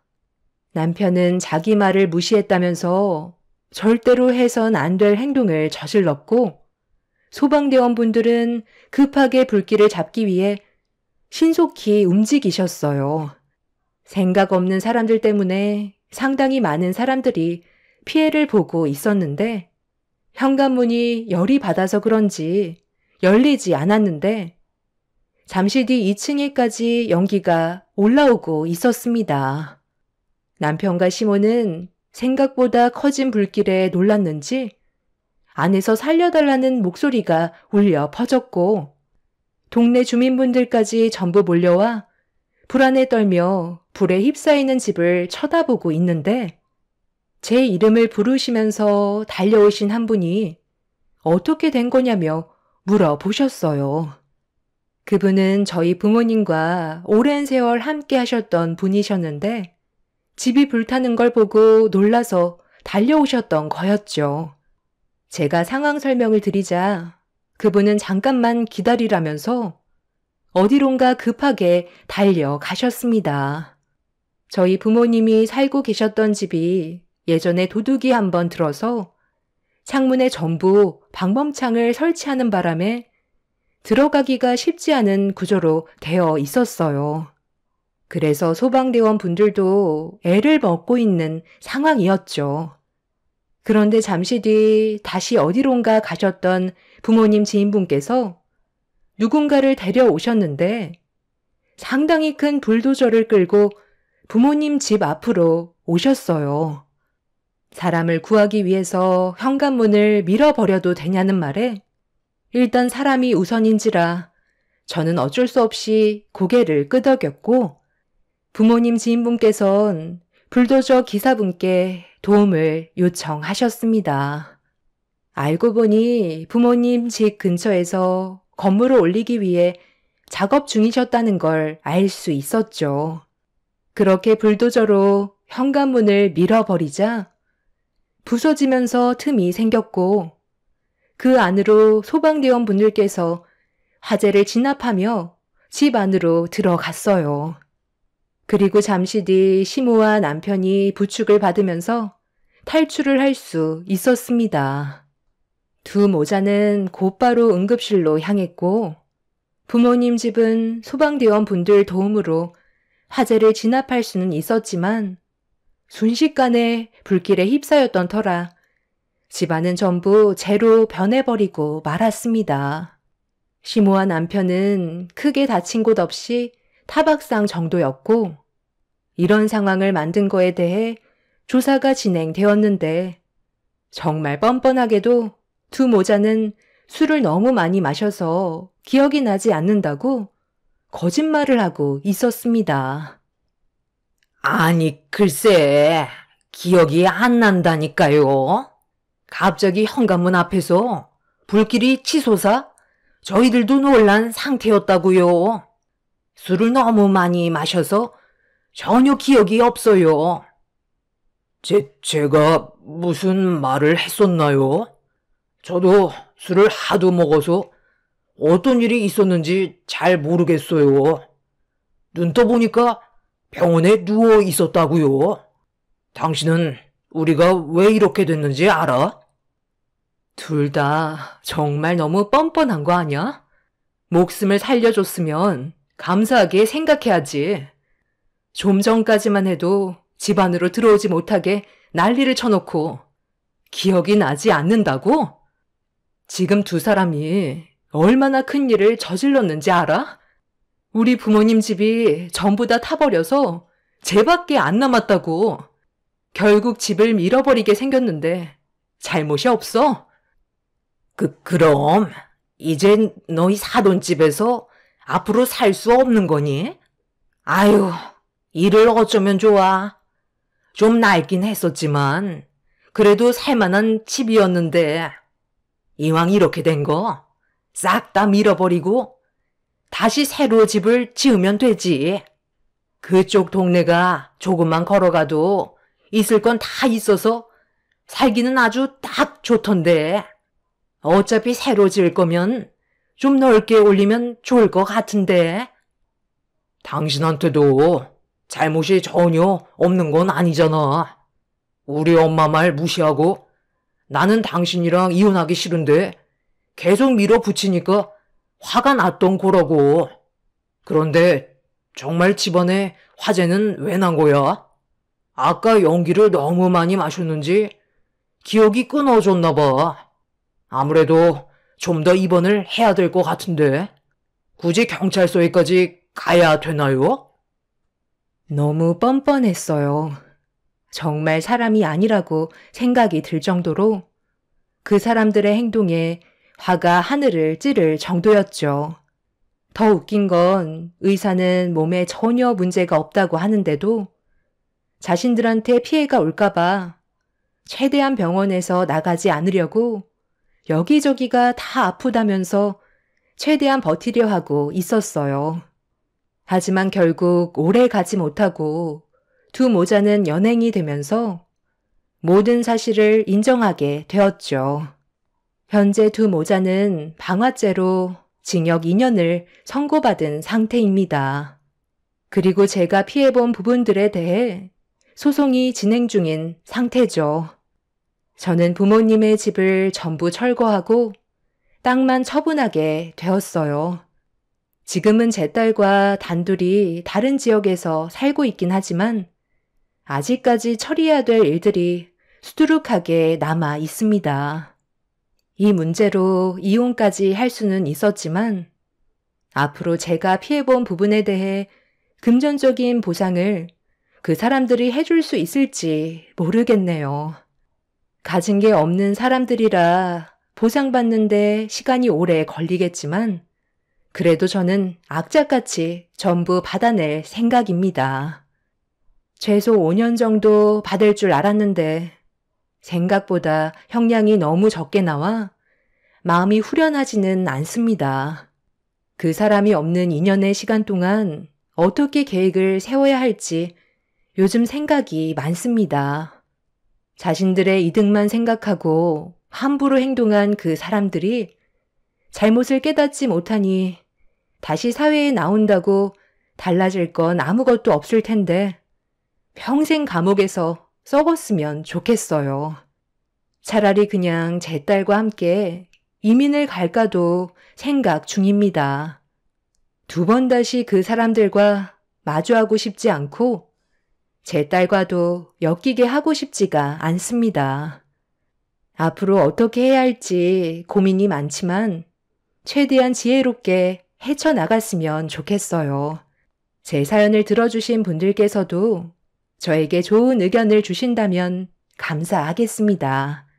지긋지긋했던 시간들 이제야 끝이 났는데 남은 인생은 행복하게 살고 싶네요.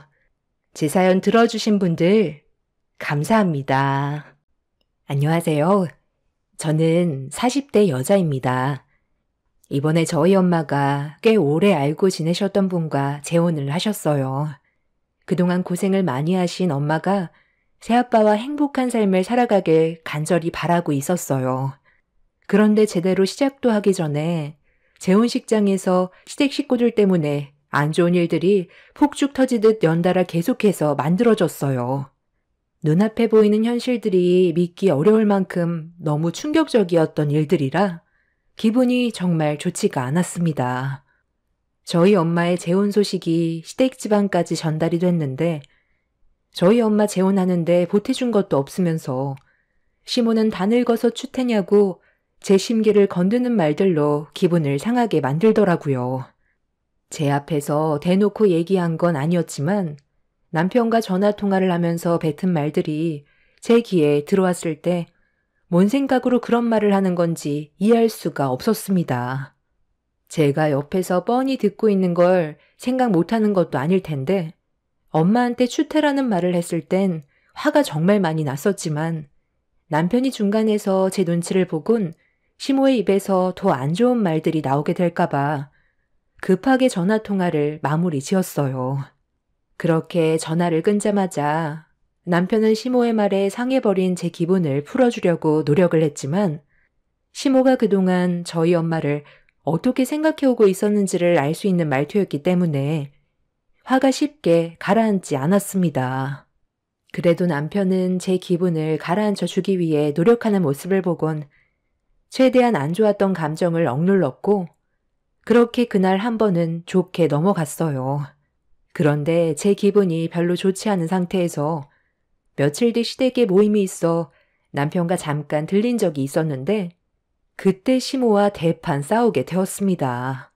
저는 최대한 조용히 있다가 돌아가려 했는데 시모의 생각 없이 뱉어대는 그 입이 계속 나불거리는 바람에 참다 못한 저는 결국 화가 머리끝까지 올라와 버리게 되었던 거였어요.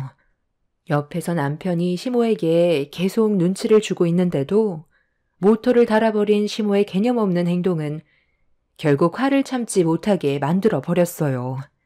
남편과 결혼 생활한 지 이미 10년이 넘어버렸기 때문에 저도 예전처럼 할 말 못하고 속으로 삭히는 그런 시기는 지나갔던 터라 시댁 식구들이 한자리에 모여 있는 데서 불만을 터뜨리게 되었습니다. 안 좋았던 감정들을 참고 있다가 한 번에 터뜨리게 되면 걷잡을 수 없을 만큼 상황이 심각해지잖아요. 한 번 터져버린 입은 좀처럼 다물어지지가 않았고 결국 시모와 시작된 문제는 가족들의 싸움으로까지 이어져 버렸습니다. 그리고 팔은 안으로 굽는다고 가족들 모두 시모의 편에서 제가 잘못을 했다는데 뭐하러 시댁에 와서 욕을 먹어야 하고 상처를 받아야 하는 건지 이해가 되지 않아 더 이상은 오고 싶지 않았어요. 남편 때문에 시댁에 오는 거긴 하지만 이렇게 욕먹으면서까지 우리 엄마를 함부로 판단해서 얘기하는 그런 시모와 시댁 식구들과 더 이상 상종하고 싶지도 않아 더는 시댁에 오지 않겠다는 말을 꺼냈어요. 한마디로 영 끊고 살겠다는 거였죠. 그렇게 해야만 제가 싫은 소리 듣지 않을 테고 보고 싶지 않은 시댁 식구들의 얼굴도 안 볼 수 있게 되니 제가 스트레스를 덜 받고 싶어 선택한 최후의 결정이었어요. 처음부터 시모의 잘못을 인정하고 최대한 좋게 상황을 풀어나갔다면 심각한 상황까지는 오지 않았을 텐데 나이 먹고 재혼해서 많은 사람들 피곤하게 만든다고 저희 엄마가 무슨 큰 잘못이라도 한 것 마냥 말하길래 더는 상대를 하고 싶지가 않았어요. 상대할 가치도 없는 사람들과 한 공간에 있고 싶지도 않아 더 이상 시댁에 오지 않겠다는 말을 끝으로 먼저 자리에서 일어났습니다. 어른이 얘기하고 있는데 어딜 먼저 일어나? 당장 자리에 앉지 못해? 젊은 나이도 아니고 앞으로 살 날보다 눈 감을 날이 더 가까운데 괜히 피곤한 일 만드니까 한마디 할 수도 있는 건데 그게 그렇게 불만이야? 아무리 기분이 나쁘다고 해도 가족들 모여있는 앞에서 시애미한테 화를 내? 그럼 화가 안 나게 생겼어요? 전에도 이 사람과 전화 통화할 때 저희 엄마가 재혼한다니까 다 늙어서 추태 부린다고 했잖아요. 거기까지도 참았는데 오늘도 그때랑 똑같은 말로 저에게 상처를 줬잖아요. 제가 없는 것도 아니고 바로 앞에서 두 귀 열어놓고 듣고 있는데 그런 식으로 말하면 기분이 좋겠어요? 저도 어머님한테 그동안 쌓였던 거 정말 많았었는데 최대한 참고 지나갔었지만 이제는 더 이상 안 참아요. 할 말은 하고 살아야 속병이 안 걸릴 것 같거든요. 그래서 저도 참지 않으려고요. 그리고 누가 봐도 어머님이 말실수를 한 건데 왜 다들 편을 들어주는 건지 모르겠네요. 아버님도 똑같아요. 어떻게 이런 상황에서 어머님을 옹호해주고 제가 잘못했다는 말을 할 수가 있어요? 정말 이해할 수 없는 집안이네요. 이 사람만 멀쩡하지 다들 정상은 아닌 것 같아요. 아주 혼자 잘났네. 그래서 지금 너는 잘못한 게 하나도 없다는 거야? 요즘 들어 너 왜 이렇게 불만이 많아? 한마디 하면 10마디 하고 그동안 어떻게 참고 살았니? 네가 내 집에서 나간다고 달라지는 게 있는 줄 알아? 내 아들과 이혼하지 않는 이상 어차피 너는 우리 집안 며느리이고 나한테서 벗어나지 못해. 요즘 큰 며느리가 버릇이 많이 없긴 하지. 어른이 얘기하는데 얼굴 붉히고 화내면 되겠어? 기분 나쁜 말을 들었더라도 좋게 웃으면서 넘어가야지. 새언니가 요즘 들어 많이 예민해진 것 같더라고. 저도 그걸 많이 느끼긴 했는데 이런 건 오빠가 중간에서 확실하게 말을 해야 되는 거 아니야? 우리 엄마가 왜 새언니한테 이런 대우를 받아야 되는 건데? 이건 정도가 지나칠 정도로 새언니의 행동이 잘못된 건데 오빠가 확실하게 뭐라고 좀 해. 이 사람이 잘못한 것도 없는데 다들 도대체 왜 그러는 거야? 얼마나 서운했으면 얼굴을 안 보겠다는 말까지 나와. 재혼을 하든 말든 우리 가족이 크게 상관할 문제는 아니잖아. 축하해주기 싫으면 안 해주면 되는 거지. 왜 이거 가지고 상황을 점점 안 좋게 만들어? 옆에서 가만히 듣고 있는데 정말 다들 너무들 하네. 두 분이서 이 사람을 무시하니까 쟤도 똑같이 행동하는 거 보세요. 저도 더 이상 오지 않으려고요. 와봤자 이 사람 상처만 받는데 차라리 당분간 얼굴 안 보고 지내는 게 좋겠어요. 서로 안 좋은 감정으로 계속 만나봤자 좋을 거 하나 없잖아요. 그럼 할 말 끝났으니까 저희는 먼저 돌아가 볼게요. 시댁 식구들 모두 정상이 아니었지만 그래도 남편은 제 편이라 어느 정도 위안을 삼을 수 있었습니다. 그렇게 저희 부부는 시댁에서 나와 곧장 집으로 돌아왔어요. 어차피 엄마 재혼식 때 초대하지도 않을 거고 와봤자 불편하기만 해서 부를 생각도 없었는데 본인들이 손해를 보는 것처럼 말해서 정말 기분이 안 좋았어요. 그렇게 남편과 좋지 않은 상태로 시댁에서 나온 뒤 더 이상 시댁 식구들과 연락을 하지 않고 지내고 있었는데 어느 날 시모에게 뜬금없이 전화가 왔어요. 당연히 받지 않을 생각이었고 그냥 무시하고 있었는데 뒤이어 시부에게 전화가 왔어요. 어차피 받지 않을 생각이었기 때문에 신경 자체를 쓰지 않았는데 신우에게도 전화가 왔습니다. 당분간 어떠한 연락도 하지 않고 받지도 않겠다는 말을 하고 시댁에서 나왔었는데 무슨 이유 때문에 쉬지 않고 전화를 계속해서 시도하는지 이해할 수가 없었어요. 그래서 한참의 고민 끝에 다시 걸려온 시모의 전화를 받아보게 되었죠. 쓸데없는 말을 한다면 그냥 바로 끊어버릴 생각을 가지고 있었습니다. 그렇게 시모의 전화를 받는 순간 저에게 들려온 첫마디는 남편의 교통사고였어요. 순간적으로 너무 놀라 남편이 왜 교통사고를 당했는지 물어봤는데 제가 알지 못했던 상황을 듣게 된 터라 급하게 병원으로 향하게 되었습니다. 남편이 저와 상의 한마디도 없이 시댁에 갔던 건 시댁 식구들이 저에게 상처를 준 행동에 대한 잘못을 인정하고 좋은 관계로 회복시키려고 시댁에 혼자 간 거였어요. 그런데 시댁 식구들의 계속되는 개념 없는 행동에 남편의 의도와는 다르게 좋은 방향으로 가기는커녕 오히려 더 상황이 심각해졌고 남편과 시댁 식구들과 언성을 높이면서 심각하게 말다툼을 하게 되는 일이 생기게 된 거였어요. 남편은 그날 평생 얼굴 안 보고 사는 게 차라리 속 편할 것 같다면서 2번 다시 시댁에 오지 않겠다는 말을 하자 시모는 운전대를 잡은 남편의 차 앞에서 가지 못하게 몸으로 가로막았어요. 남편은 차를 돌려 나가려는 순간 또다시 차 앞으로 뛰어든 시모 때문에 피하려다 교통사고가 나게 된 거였어요.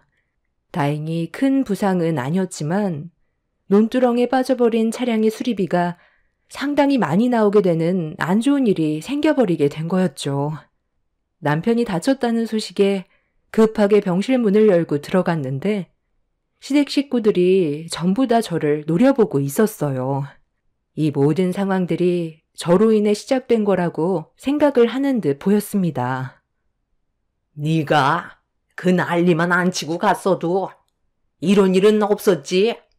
내 아들이 너랑 풀지 않으면 평생 얼굴 안 보겠다며 나를 꺾으려 드는데 내 기분이 얼마나 안 좋았는지 아니?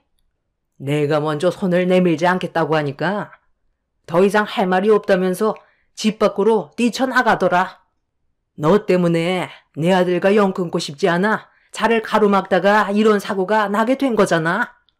그럼 이 모든 상황이 누구 때문에 벌어진 거겠어? 싫은 소리 들어도 그냥 한 귀로 흘려보내고 그 입만 다물고 있었으면 내 아들이 병원에 입원하지도 않았을 거다. 정강이뼈에 금까지 갔단다. 이제 어쩔 거야? 깁스까지 해서 한동안 정상적인 생활도 힘들 텐데 너만 행동을 똑바로 했으면 우리 아들 이렇게까지 안 됐어.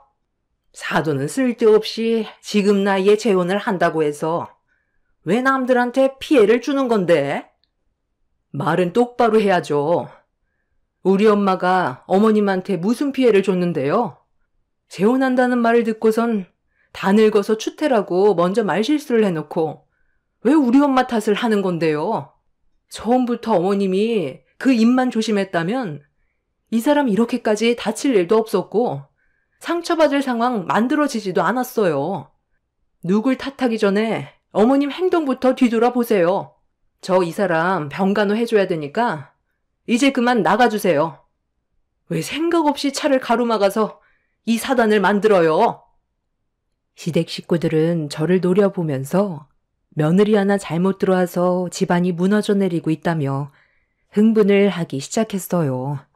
신우의 막말에 시부는 제가 무조건 잘못을 했다고 시모의 편을 들어주고 있었는데 시모의 생각 없는 행동으로 벌어진 일까지 전부 다 제 탓으로 돌리는 무개념 시댁 식구들 때문에 더는 참을 수가 없어 병실이 떠나갈 정도로 나가라며 소리를 질러 버렸어요.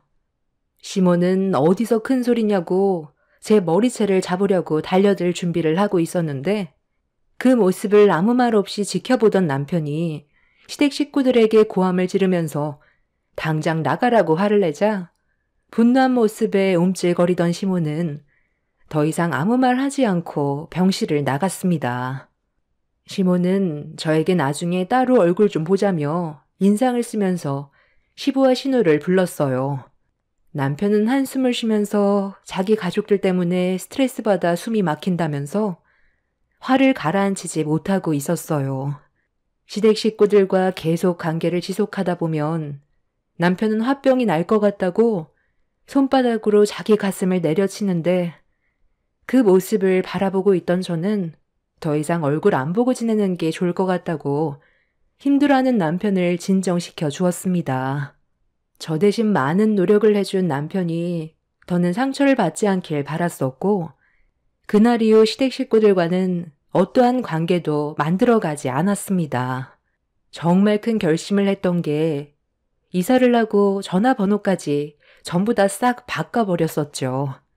그렇게 한동안 조용하게 지내면서 마음의 안정을 되찾았고 더 이상의 안 좋은 일은 일어나지 않길 바라고 있었는데 얼마 뒤 엄마의 재혼식장에서 엄청난 문제가 터져 버렸습니다.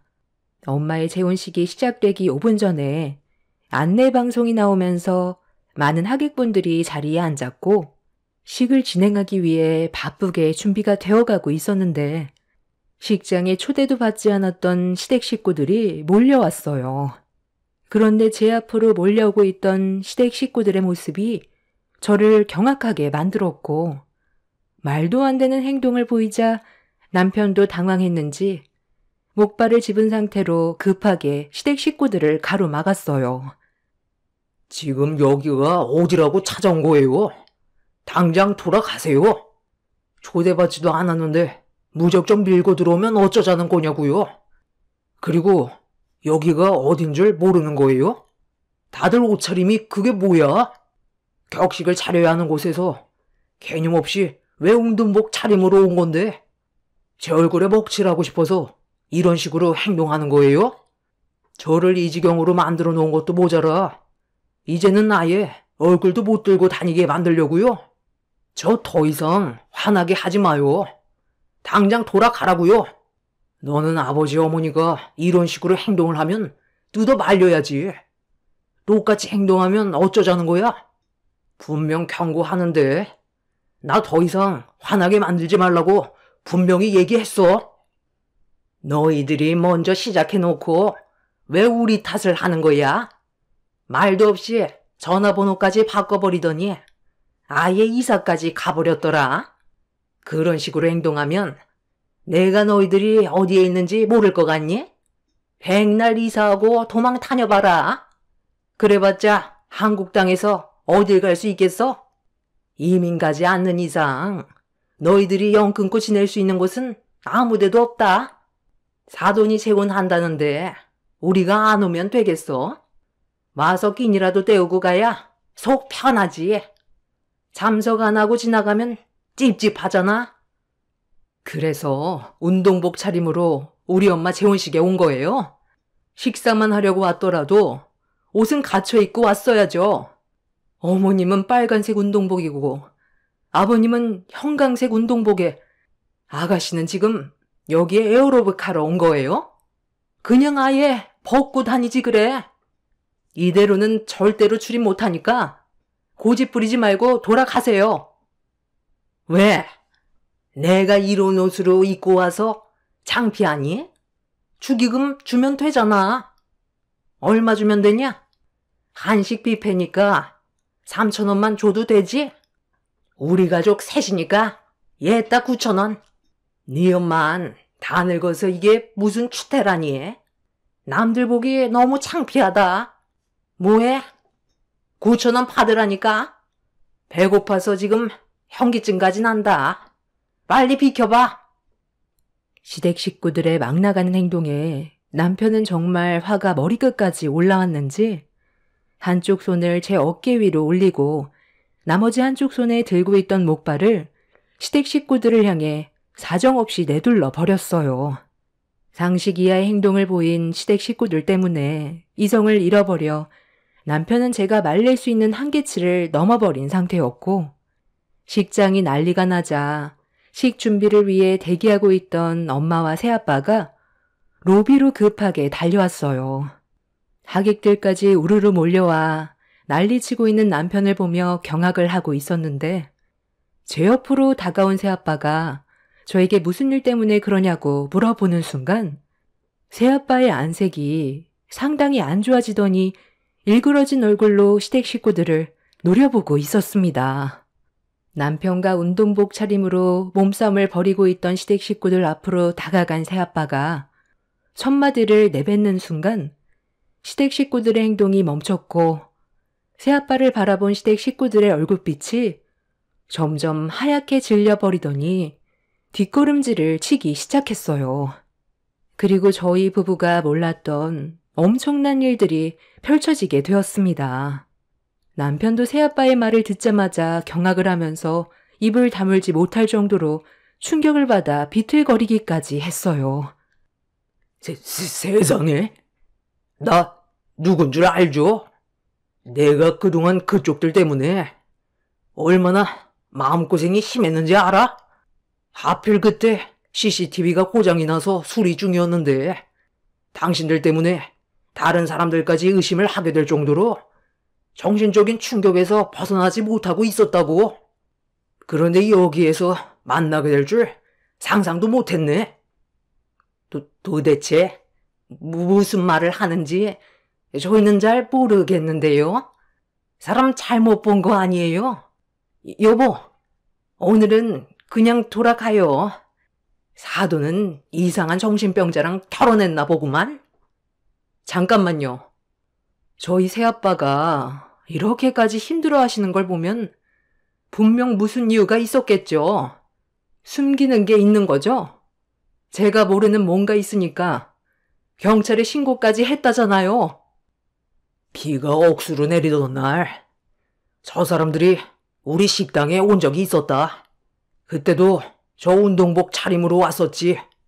그때 룸 안에서 식사를 하고 싶다고 하길래 자리를 만들어줬고 그렇게 주문해서 먹은 음식이 50만 원어치 될 거다.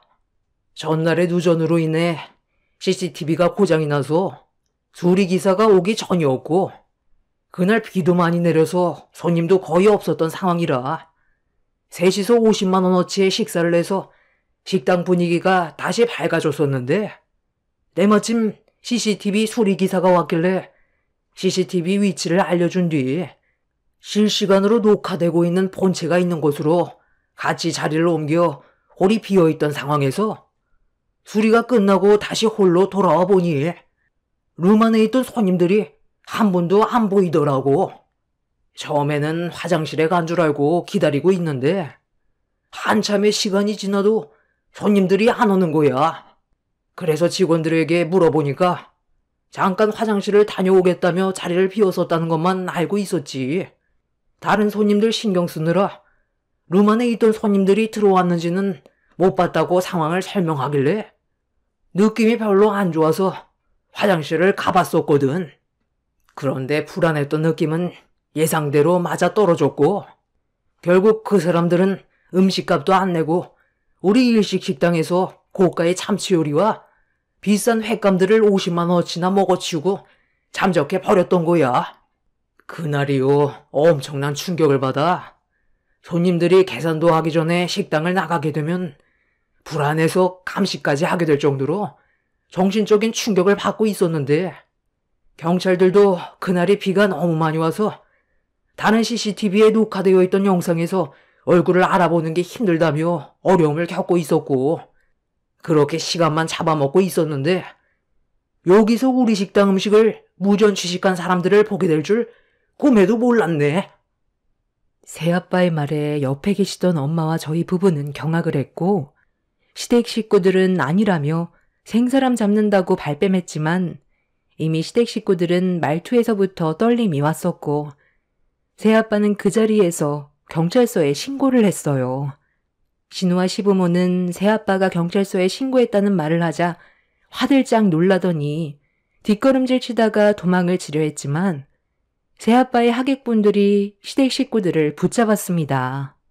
그리고 잠시 뒤 경찰들이 도착해 조사를 받았는데 상황이 심각해지자 결국 그 자리에서 모든 걸 솔직하게 털어놓게 되었고 새아빠에게 용서를 구하기 시작했어요. 그런데 여기에서 또 다른 문제가 터지기 시작했습니다. 최근 들어 무전 취식하고 도망치는 가족이 있어서 신고가 꽤 많이 들어와 사건을 수사하던 도중 다른 CCTV에 찍혀있던 인상착의와 많이 비슷하다는 말을 듣게 되었습니다.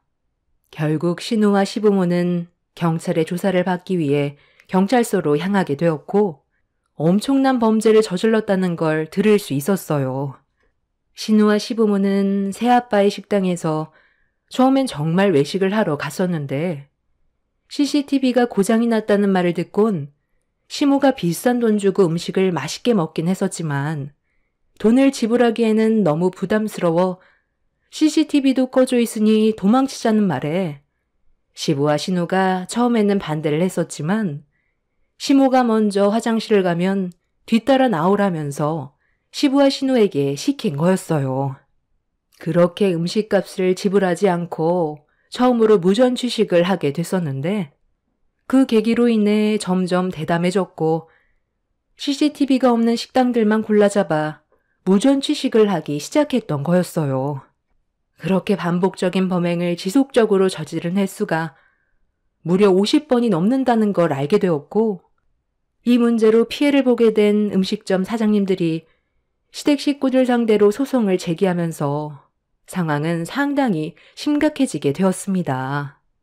무전 취식의 행위가 상습적이고 고의성이 인정될 경우 형법상 사기죄가 적용이 될 수 있다는 말을 듣게 되었는데 죄가 적용이 되면 10년 이하의 징역 또는 2천만 원 이하의 벌금을 물릴 수 있다는 충격적인 말을 들을 수 있었습니다. 꼬리가 길면 밟힌다는 걸 알면서 지속적으로 행동했다는 게 이해할 수가 없어요. 시댁 식구들이 못 사는 것도 아니고 신우는 결혼까지 해서 애까지 낳아 키우고 있으면서 무슨 이유 때문에 무전 취식을 했는지 이해할 수 없어 남편이 왜 그런 행동을 했냐고 물어보니까 음식값이 아까운 것보단 몰래 빠져나왔을 때 걸리지 않았던 그 순간의 스릴을 즐기려고 범행을 반복적으로 저질렀다는 말을 듣게 되었네요. 결국 이 문제로 인해 피해를 봤던 여러 식당 사장님들은 무거운 처벌을 원하고 있는 중입니다. 시댁 식구들은 음식값을 전부 지불하겠다고 했지만 피해를 봤던 사장님들이 한뜻을 모아 신우와 시부모가 강력하게 처벌을 받길 원하고 있어요.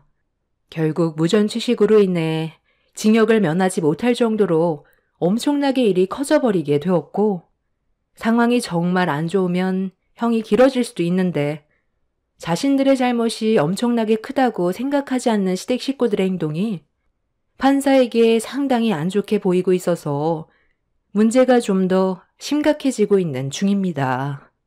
아마 형벌은 무거워질 것 같고 징역은 면할 수 없을 것 같네요. 신우도 정말 생각 없지만 시부모는 다 늙어서 이게 무슨 추태인지 모르겠어요. 저희 엄마 재혼한다고 욕할 게 아닌 본인들부터 되돌아봤으면 좋겠습니다. 제 사연 들어주신 분들 점점 추워지는 날씨 건강 조심하시고 오늘도 아무 사고 없이 무사히 가정의 곁으로 돌아가시길 바랍니다. 감사합니다.